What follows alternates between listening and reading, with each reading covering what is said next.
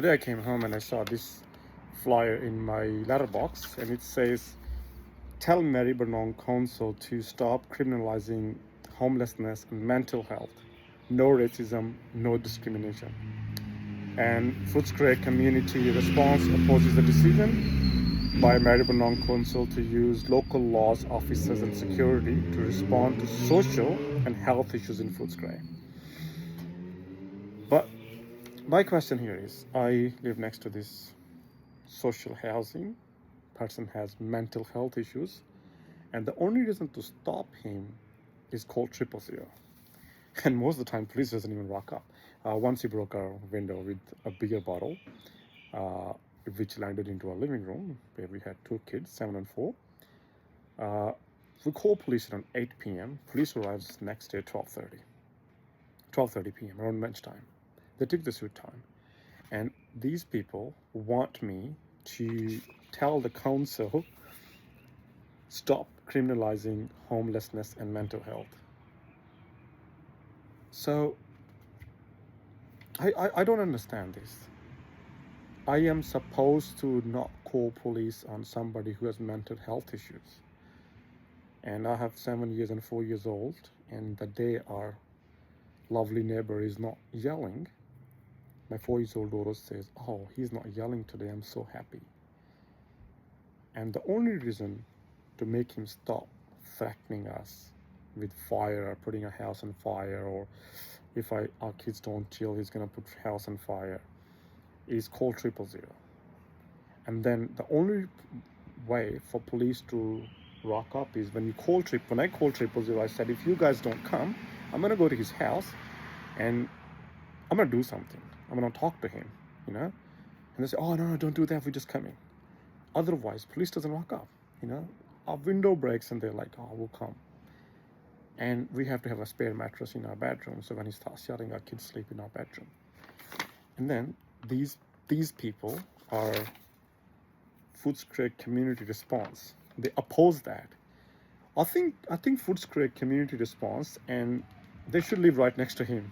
They should have a couple of kids and they should live next to him and see if they get affected by it and see if they still oppose that. And especially the judges, Victorian judges who write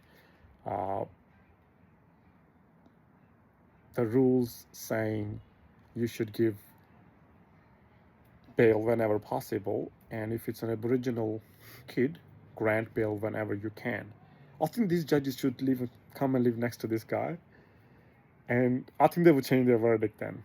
Victorian Supreme Court or Victorian Judicial College, or whoever writes these goddamn, I don't even have the words for. Whoever writes these bloody rules, they should come live right next to this guy. And when this guy would threaten them and their kids that he's gonna put the house on fire, and he has done that where he's lived within the last 2 to 3 years, he has put that house on fire. So there's a history there. Imagine if I'm renting and I live like he lives, and I don't think if I start breaking people's houses and their windows, I don't think I'll be able to live there anymore. And you know what's the funny thing is? He breaks beer bottles, he breaks his glass windows, he takes the mesh off his windows. We don't even have mesh in our windows. And he breaks, the mesh off the window, just throws it out. And DFH, Department of Family Fairness and Housing, and Unison, they periodically send somebody to clear the mess of his beer bottles, to clear the glass mess. But they don't do anything. It's like they want him to keep doing that so they can keep coming back and just they keep cleaning his mess. If I start doing that, if I had a rental and if I start doing that, I wouldn't be living in that house anymore. I'll be probably homeless. And then probably these people will come and they would say, "Oh, stop criminalizing." So I have to pay taxes, pay my bills, do everything, and abide by rules, and then go to these community things and stand for the people who are threatening my kids and say, "Oh no, that shouldn't happen." I think that should absolutely happen.